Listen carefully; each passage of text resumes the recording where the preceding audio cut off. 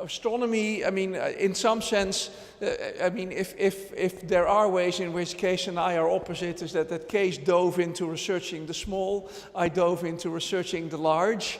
So what you look up to at night is what I study.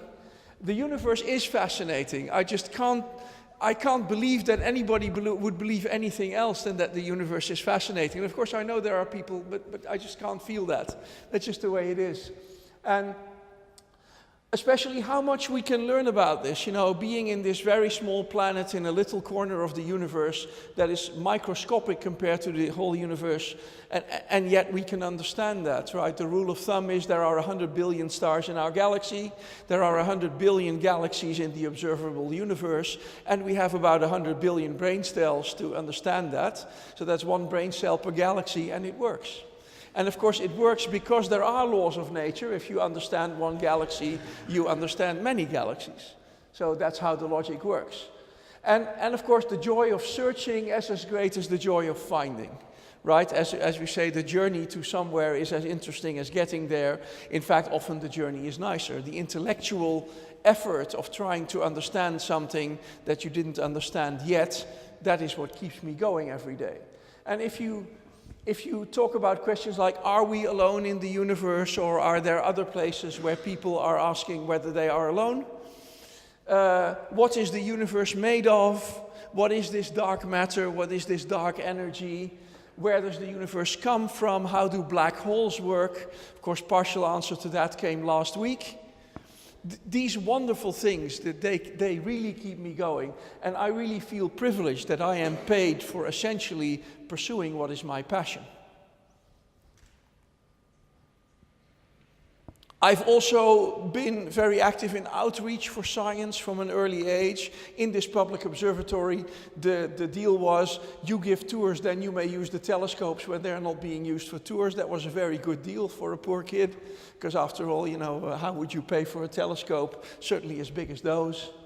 And so I really also have a deep commitment to sharing my fascination of the universe and sharing how I think we understand it with other people.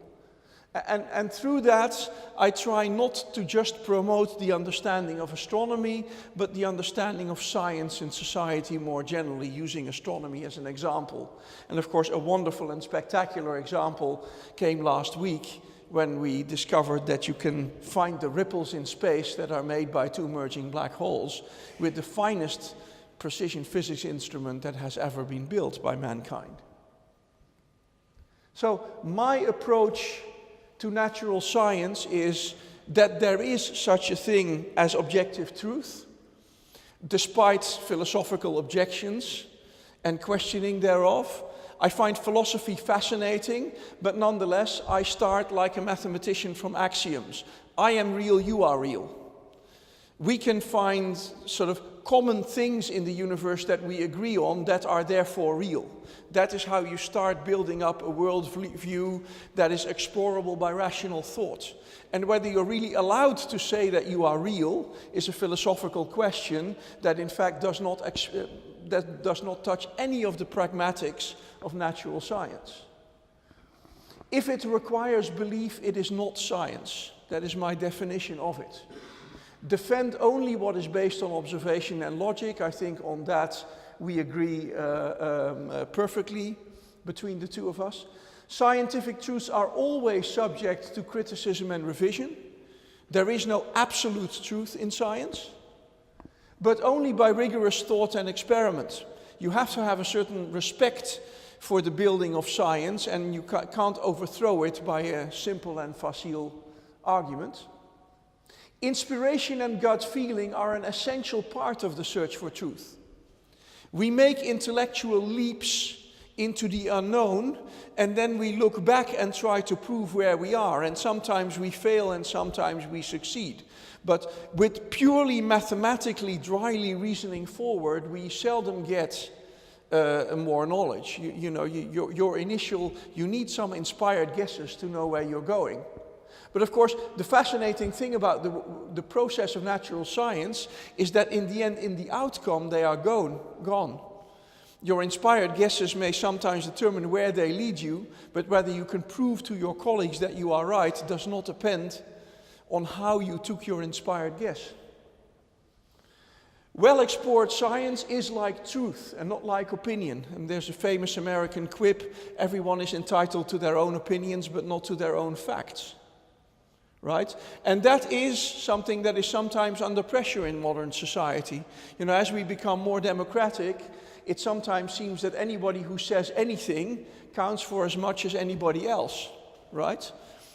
Irrespective of whether the statement comes from the gut or whether it was the result of, you know, extensive labor, experimentation, and logical reasoning. I also think you cannot prove a negative. Therefore, I don't think that you can prove that there is a boundary to what science can explain. And I think you also cannot prove that God doesn't exist. That's also trying to prove a negative, so that's pointless and futile. So I believe there is no God. I'm an atheist, but that doesn't mean that I have any proof thereof. It's just what I believe. And I accept no limit to science until I find one. I see it as my mission as a scientist to make as much as possible of the world around me subject to explanation by logical thought, extrapolating from experimentation. It may be that there are things in the world that cannot be explained that way, but I haven't seen any convincing evidence of that yet. And so I see it as my job to try and find where that boundary is, if there is one. And if not, march on.